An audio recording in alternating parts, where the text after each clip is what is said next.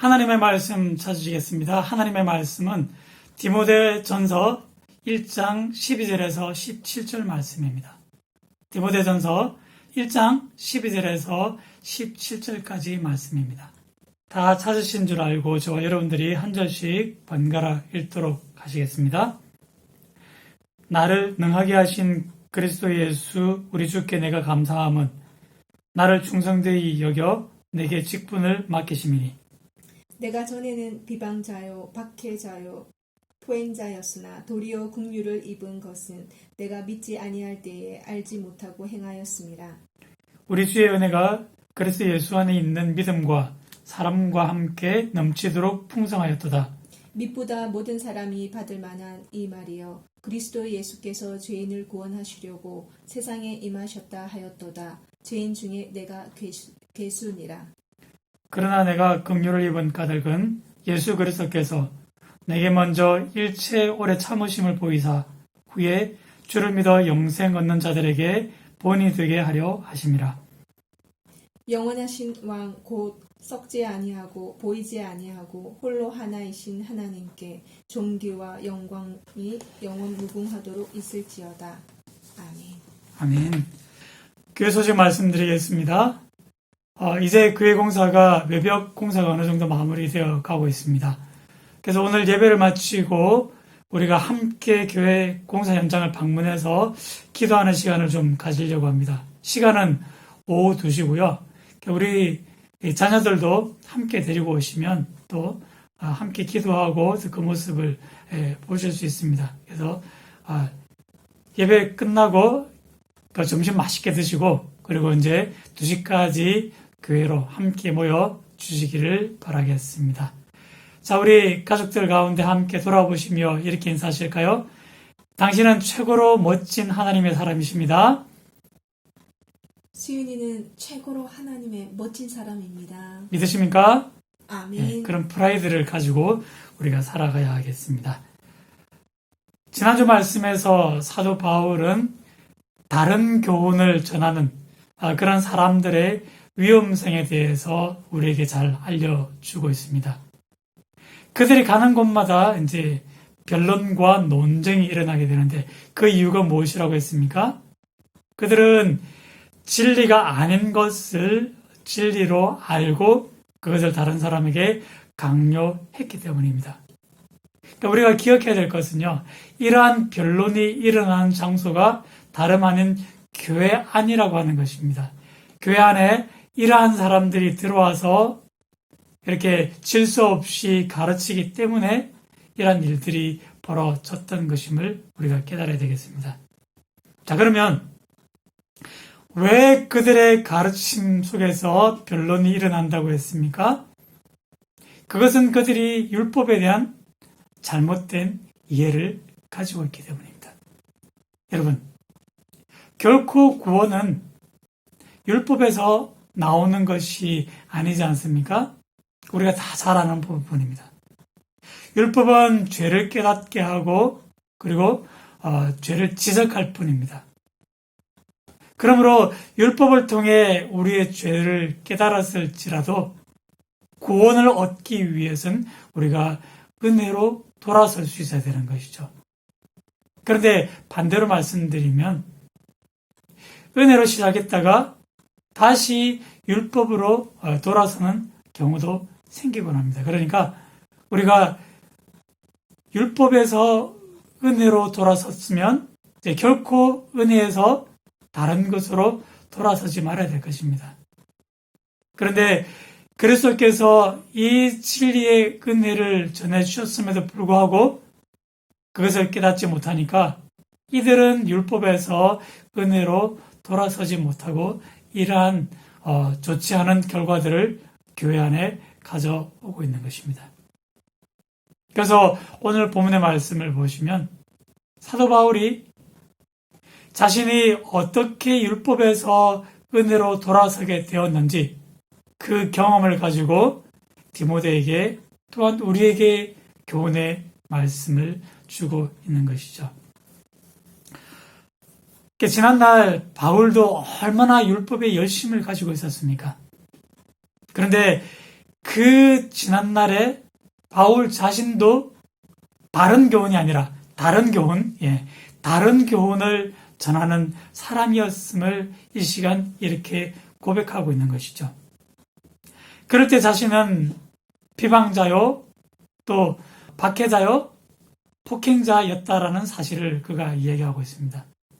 그래서 여기서 이제 그 비방자, 박해자, 폭행자 이러니까 사실 우리 마음속에 잘 와닿지는 않습니다. 그렇죠? 우리가 살인, 강도, 사기, 도둑 뭐 이러면 우리에게 좀 더 이게 현실감 있게 와닿을 텐데요. 이러한 단어들을 이야기하니까 쉽게 와닿지는 않습니다. 하지만 여러분, 이런 바울의 고백이 쉽게 할 수 있는 이야기는 아닙니다. 한번 생각해 보시기 바랍니다. 여기서 비방자라고 할 때 과연 바울이 누구를 비방했다는 얘기겠습니까? 그는 스데반이 순교할 때도 죽어 마땅하다 그렇게 생각했던 사람입니다. 예수님에 대해서도 동일한 생각을 갖지 않았을까요? 예수는 율법을 어긴 자요, 그리고 신성모독을 행한 악한 사람이다. 이러한 이해를 가지고 있었다는 것이죠. 당연히 바울은 예수님을 비방하는 자였음에 틀림이 없습니다. 그러면 여러분, 예수님을 비방한다? 참 가슴 떨리는 이야기 아닐까요? 그리고 박해자라는 의미도 마찬가지입니다. 예수 믿는 그리스도인들에게 주님을 모독하도록 그들에게 강요했다는 것이죠. 그런데 이러한 자기의 강요가 교회들에게 먹히지 않을 때 이제 그는 폭행자로 돌아서는 것이죠. 말로 해서 안 되니까 이제 교회에 있는 사람들을 잡아서 옥에 가두고 또한 그들을 심판받게 해서 죽는 데까지 이르게 했다는 그런 자신의 지난날의 끔찍한 일들을 우리에게 가르쳐 줍니다. 그러니까 한마디로 이것은요, 자신이 살인자였다는 사실을 고백하고 있는 이야기인 것이죠. 예수를 믿지 아니했을 때, 자신도 진리를 깨닫지 못했을 때 이런 엄청난 일들을 저지르고 말았던 것이죠. 내가 알았더라면 그러진 않았을 텐데 하며 그가 평생의 후회감을 가지고 단순히 인간적인 마음을 우리에게 전해주기 위해 이렇게 스스로 자기를 비판하는 것이겠습니까? 그런데 우리가 오늘 이 말씀을 우리가 자세히 읽어보시면 지금 바울이 강조하고 있는 것은 오직 하나님의 은혜입니다. 그렇게 끔찍한 사람이었던 자신이 어떻게 이방인의 사도로 변화될 수 있었는지 그 변화의 중심에 하나님의 은혜가 자리하고 있다는 것입니다. 그래서 12절 말씀을 보시면요.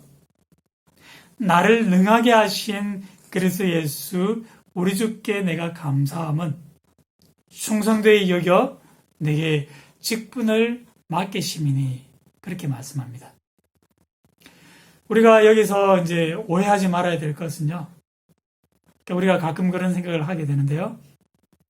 바울은 원래부터 그렇게 믿을 만한 사람이었는데 이제 하나님께서 그의 삶의 방향을 조금 이렇게 바꾸어 주니까 그가 이제 충성된 사람인 것을 스스로 증명했다. 하나님께서 그것을 꿰뚫어 보시고 그에게 직분을 맡기셨다라고 우리가 생각하기 쉽다는 사실입니다. 어떻게 보면 그는 사도가 되기에 충분한 자질을 가지고 태어난 사람이다. 우리가 그렇게 오해한다는 것이죠. 그러나 성경이 우리 인간에 대해서 들려주는 이해가 무엇입니까? 모든 사람이 죄를 범하였음에 하나님의 영광의 이르지 못하더니, 단 한 사람도 여기에 예외인 사람은 없습니다. 우리 스스로는 하나님의 영광에 이를 수 없고 또 하나님의 직분을 감당하기에 적합한 사람이 아무도 없다는 것입니다. 그러므로 하나님의 일꾼 될 수 있는 자격을 우리 사람 안에서 찾아서는 안 된다는 것이죠.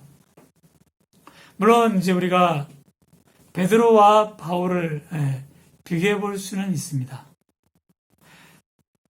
바울은 베드로에 비하면 훨씬 공부도 많이 한 사람이었고 헬라어와 헬라 문화에도 능통한 사람이었습니다. 훨씬 더 똑똑한 사람인 것이죠. 하지만 하나님께서는 그 사람의 생긴 대로 사용하십니다. 그렇지 않습니까? 그러나 사용하기 이전에 바울의 그 똑똑함이 하나님께 그가 선택을 받는 결정적인 이유가 될 수 없었다는 것이죠. 하나님 앞에 부르심을 받은 그 모든 자격은 결국 그 안에 있는 것이 아니라 바로 하나님의 전적인 은혜인 것을 고백해야 한다는 것입니다. 오히려 하나님의 은혜가 바울을 그 사역을 감당할 수 있는 자로 그리고 충성된 사람으로 변화시켜 갔던 것이죠. 다른 교훈에 집착하던 사람이 바른 교훈의 일꾼이 될 수 있었던 그 하나님의 놀라운 은혜가 얼마나 크신 것인가. 여기에 우리가 우리의 모든 포커스를 맞춰야 됩니다. 사랑하는 성도 여러분, 이 장면에서 우리 스스로도 한번 돌아보시길 원하는데요. 자, 우리는 과연 어떤 사람이었습니까? 제가 초등학교 1학년 때였던 것으로 기억이 됩니다. 그때는 이제 저희 가족 중에서도 아무도 믿는 사람이 없던 때였습니다. 그때 제가 어머니께 이런 얘기를 합니다. 엄마, 내가 볼 때는 아무리 보아도 석가모니가 예수보다는 훨씬 더 훌륭한 사람인 것 같아. 그런데도 사람들이 교회를 다니는데 과연 그 이유를 이해할 수 없어. 자, 여러분, 참 무섭지 않습니까? 과연 초등학교 1학년이 알면 얼마나 한다고 그 어린 나이에 어머니에게 이런 이야기를 했을까요? 그랬던 제가 예수님을 믿고 이제 목사까지 되었던 것이죠. 따지고 보면 저도 다른 교훈을 따라 살아갈 수 있는 그런 아주 많은 가능성을 지닌 사람이었습니다. 그럼에도 오늘날 이렇게 바른 교훈을 전할 수 있는 사람으로 선택이 된 데에는 결국 그 모든 것이 전적으로 하나님의 은혜였다. 그 이야기밖에 고백할 사실이 없습니다. 그러므로 하나님의 은혜 앞에 우리가 과연 무슨 할 말이 있겠습니까?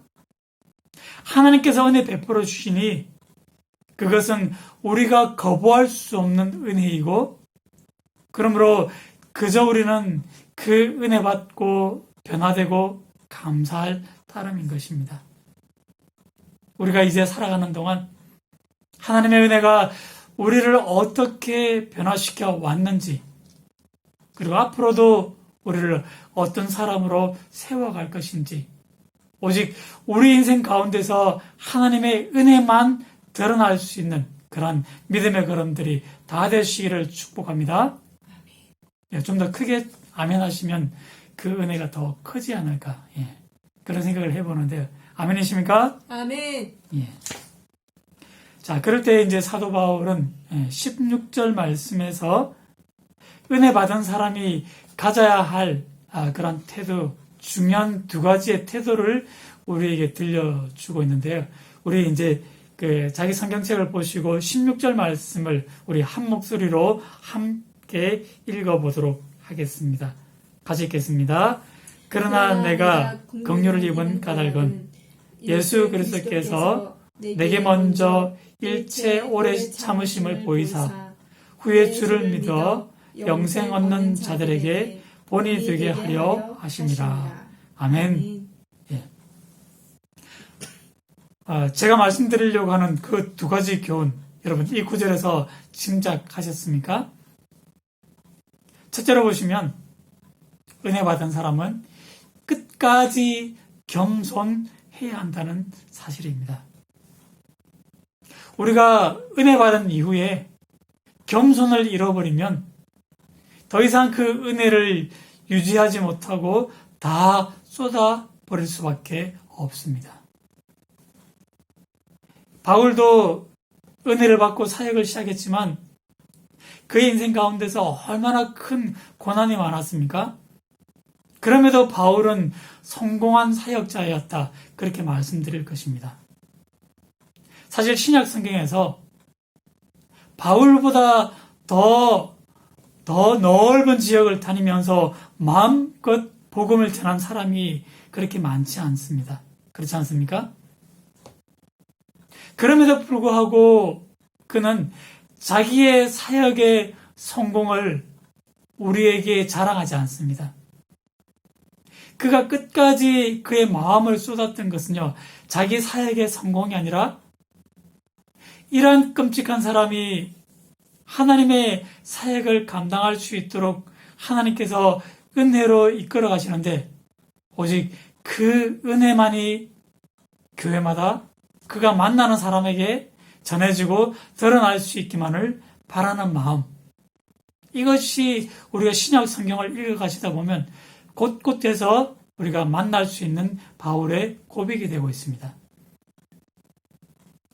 그러므로 그 시간 동안 자기가 하나님의 사역자로 성숙해 가도록 하나님께서 얼마나 자기를 오래 참아주셨는가, 그 사실을 오늘의 말씀에서 우리에게 들려주고 있지 않습니까? 어떻게 보면 지난날 그렇게 철없이 날뛰던 그 젊은 사울의 모습, 근데 하나님께서는 그를 심판하지 않으시고 끝까지 기다려 주셨다는 것입니다. 언제까지일까요? 벼가 익어 고개를 숙이는 것처럼 이제 바울이 은혜 받고 그의 자기의 모든 자아를 숙일 수 있을 때까지 하나님은 참아주셨던 것입니다. 그러니 겸손할 수밖에 없는 거죠. 생각해보면 우리에게 참 이 부분이 쉽지 않습니다, 여러분. 구약 성경에서 사울 왕을 한번 떠올려 보시길 바랍니다. 그가 왕이 되기 전 이제 그 아버지의 암나귀를 찾으러 길을 나섰다가 이제 나귀를 찾지 못하고 이제 시간이 지체되자 아버지가 기다릴까 하는 그 염려로 아버지를 걱정하던 그는 참 효심이 지극한 사람이었습니다. 그런 그가 이제 사무엘을 만나게 되는데요. 사무엘이 그에게 어떤 이야기를 들려줍니까? 이제 앞으로 사울네가 이스라엘을 다스리는 왕이 될 것이다. 그러자 그 이야기를 듣고 사울이 얼마나 깜짝 놀랍니까? 저는 이스라엘 중에서도 가장 작은 베냐민 지파 사람이고 우리의 가족도 그 베냐민 지파 중에서도 가장 작은 미약한 가족인데 어찌 저에게 그런 엄청난 말씀을 하십니까? 나중에 실제로 이제 사무엘이 백성들 앞에 왕을 선포하려고 할 때에도 사울은 숨어버립니다. 사람들이 그를 찾지 못합니다. 왜입니까? 바로 그가 자신은 그것을 감당할 수 없다는 심정에서 이제 여러 짐꾸러미 속에 숨어버리기 때문입니다. 이만하면 이제 사울도 꽤 괜찮은 사람 아닙니까? 왕이 되기 전 사울을 깎아내릴 수 있는 사람은 아무도 없습니다. 그렇지만 세월이 흘러가고 이제 그가 변하기 시작합니다. 하나님 앞에서 겸손을 잃어버렸을 때 그는 하나님의 명령에 순종하지 않고 제사장에 드릴 그 권한을 월권을 해서 자기 스스로 하나님 앞에 제사를 드려버립니다. 그럴 때 하나님께서 그를 버리지 않습니까? 그를 버려 왕이 되지 못하게 하고 다윗으로 그를 대신하게 하는 이야기는 우리가 너무나 잘 알고 있는 이야기입니다. 결국 은혜 받을수록 고개를 숙이지 못하면 하나님 앞에 버림받는 존재가 되어버리고 만다는 거죠. 그러므로 우리가 은혜 받았으면 우리의 생명이 다하는 그날까지 끝까지 우리가 겸손함으로 하나님 앞에서 달려갈 수 있어야 될 것입니다. 여러분, 하나님의 은혜 받고 세상에서 여러분들이 얼마나 성공하느냐, 이것은 큰 이유가 되지 못합니다. 큰 핑계가 되지 못합니다. 아무리 우리가 작은 성공을 거둘지라도요, 하나님의 은혜 받았으면 끝까지 우리가 이 겸손함을 유지해야 한다는 겁니다. 그것이 곧 이 은혜를 계속적으로 누리게 할 수 있는 원동력이 되기 때문입니다. 끝까지 겸손함으로 은혜 사람으로 기억될 수 있는 저와 여러분들 다 되시길 바라겠습니다. 둘째로 은혜 받은 사람은요, 자신이 모델 하우스가 된다는 사실을 잊지 말아야 됩니다. 자, 우리 모두는 하나님의 믿음의 모델 하우스다. 그 사실들을 여러분 꼭 기억하시길 바라겠습니다. 우리 돌아보면서 이렇게 한번 인사하실까요? 당신은 믿음의 모델 하우스입니다. 한번 인사하실까요? 수윤이는 믿음의 모델 하우스입니다. 우리가 사회적으로 지위가 높은 사람, 연예인들을 흔히 우리가 공인이라고 부르지 않습니까? 근데 사실은요, 진정한 공인은 은혜 받은 사람입니다. 하나님의 은혜 받았다고 그것이 전부 자기 것이냐, 내 것이냐 욕심을 부리는 이 사울 왕과 같은 많은 사람들이 오늘 이 시대에 함께 살아가지 않습니까? 내가 은혜로 변화되었는데도 그것이 은혜로부터가 아니라 내 자신의 공로로부터 비롯된 것인 것처럼 우리가 착각하고 그것을 다른 사람들 앞에 자랑하기 쉽다는 겁니다. 그렇지 않습니까? 여전히 우리는 부족하고 흠이 많은 사람이지만, 그러나 그 부족함 있는 그대로 여과 없이 다른 사람들 앞에 오픈할 수 있어야 됩니다. 사도 바울이 그랬다는 겁니다. 자기의 그런 부족한 모습에도 불구하고 그는 자기의 삶을 있는 그대로 다른 사람들 앞에 모델 하우스로 열어놓고 있는 것이죠. 내가 어떤 사람이었는지 한번 와서 보라, 구경하라는 것입니다. 결국 하나님께서 그렇게 하시는 이유가 무엇입니까? 바울을 통해서 한 사람이라도 더 하나님의 은혜 받고 구원받는 백성 되기를 원하시는 그런 영혼 긍휼의 마음이 있으시기 때문입니다. 이러한 아버지의 마음을 이해하지 못하면요, 이제 그 돌아온 탕자의 가정에서 둘째 아들에게 아버지가 잔치를 베풀려고 할 때 그것을 시기하고 미워하던 큰아들의 모습과 과연 무엇이 다르겠습니까?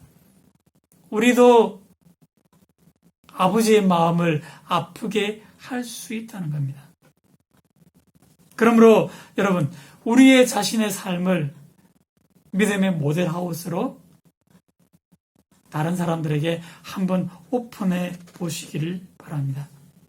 아니, 한번 오픈하는 것이 아니라 한번 우리의 삶을 열었으면 더 이상 닫지 마시기를 바라겠습니다. 지난날 우리의 감추고 싶은 허물 자체가 부끄러운 것이 아니라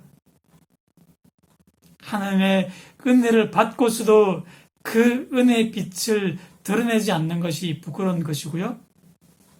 그리고 허락하신 은혜를 다른 사람들에게 흘려보내지 않는 것이 정말로 부끄러운 삶의 모습인 것입니다. 어쩌면 지금 저 천국에서 우리가 은혜 받고 사는데 그 대형 모니터 앞에 이제 하나님과 모든 천사들이 구경을 하고 있지 않습니까?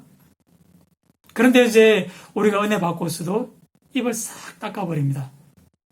얼마나 그 수많은 관중들이 탄식의 소리를 내어 지를까요?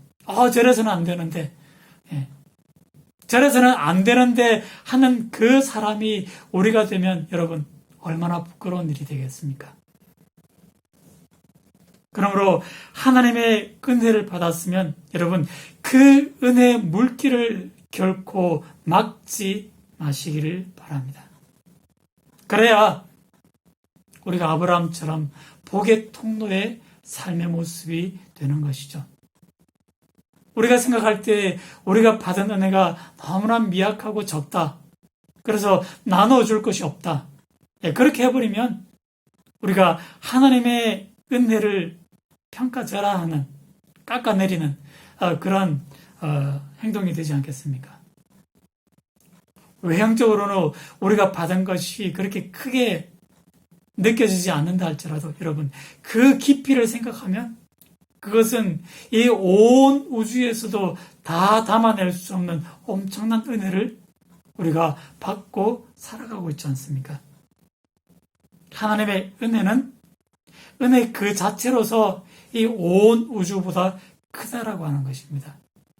그러므로 여러분 이 말씀을 깨달으셨다면 우리도 박해하던 사람이요, 폭행하던 사람이요, 다른 사람들을 어려움을 주던 그런 끔찍한 사람들이었지만 그러나 내가 하나님의 은혜 받고 어떻게 변화되었는지 있는 그대로 여과 없이 우리 가족 가운데서 우리 믿음의 공동체 가운데서 그리고 세상 가운데서 여과 없이 드러낼 수 있는 사람 되시길 바라겠습니다.